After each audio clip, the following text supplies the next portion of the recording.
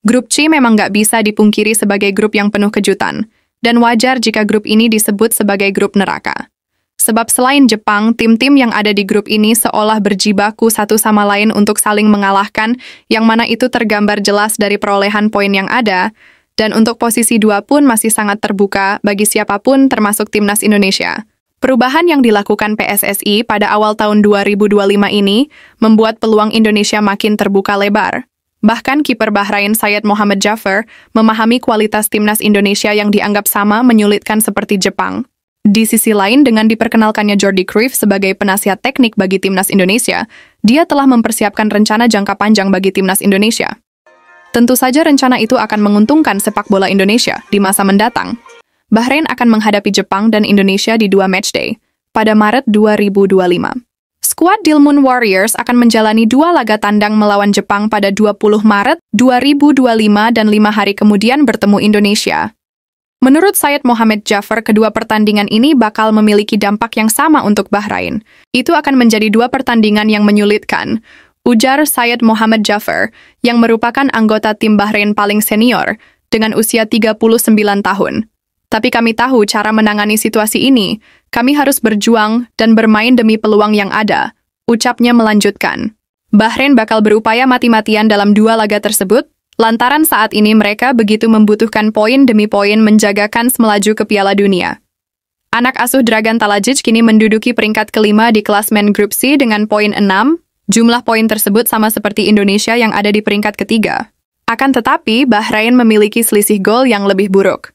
Dengan sisa 4 pertandingan, Bahrain punya kans yang sama seperti Indonesia untuk lolos langsung atau melangkah ke fase keempat kualifikasi Piala Dunia 2026.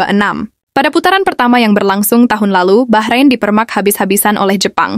Kekalahan 5 gol tanpa balas di hadapan pendukung sendiri menjadi hasil terburuk Jaffer dan kawan-kawan pada putaran ketiga kualifikasi Piala Dunia 2026.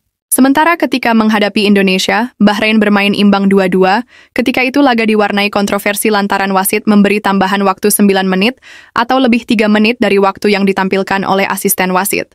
Di satu sisi, pujian luar biasa disematkan ke Indonesia yang mampu bangkit meski sempat berulang kali jatuh, dan peluang Indonesia untuk paling tidak mengamankan posisi 2 semakin terbuka, karena Indonesia menjadi salah satu tim paling improve di grup C. Dengan bergabungnya sejumlah pelatih asal Belanda serta pemain diaspora baru, diyakini bakal membuat Indonesia makin kuat lagi. Dan melihat situasi yang ada, nggak heran jika Bahrain protes keras karena mereka kayaknya juga merasa situasi ini berbahaya bagi mereka. Sebab Indonesia yang dianggap sebagai ancaman nyata terbukti sulit banget dihancurkan dan tetap mampu bangkit. Sementara itu, setelah resmi diperkenalkan ke publik sebagai penasehat teknik Timnas Indonesia, Jordi Cruyff telah menyiapkan beberapa rencana gila buat kemajuan sepak bola Indonesia dalam jangka waktu yang cukup panjang. Jordi Cruyff diharapkan dapat membawa filosofi permainan yang lebih modern ke dalam struktur Timnas Indonesia yang akan berusaha untuk menyesuaikan filosofi tersebut dengan karakteristik pemain lokal. Dalam upaya ini, Jordi akan bekerja sama dengan pelatih dan direktur olahraga untuk memastikan konsistensi dalam semua aspek pengembangan tim.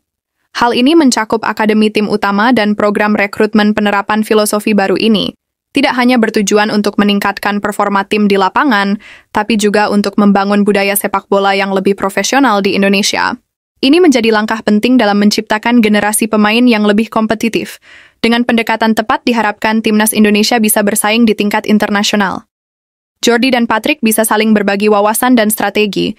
Kerjasama ini menjadi kunci dalam merumuskan rencana jangka panjang bagi Timnas Indonesia. Jordi dan Patrick juga akan melakukan evaluasi berkala terhadap perkembangan tim, dan hal ini penting untuk memastikan bahwa setiap langkah yang diambil sejalan dengan visi dan misi PSSI. Dengan adanya dukungan dari Jordi Cruyff, diharapkan dapat menerapkan metode pelatihan yang lebih efektif. Ini memunculkan harapan bagi para penggemar sepak bola tanah air untuk melihat peningkatan performa Timnas Indonesia di berbagai ajang kompetisi, termasuk lolos ke Piala Dunia 2026.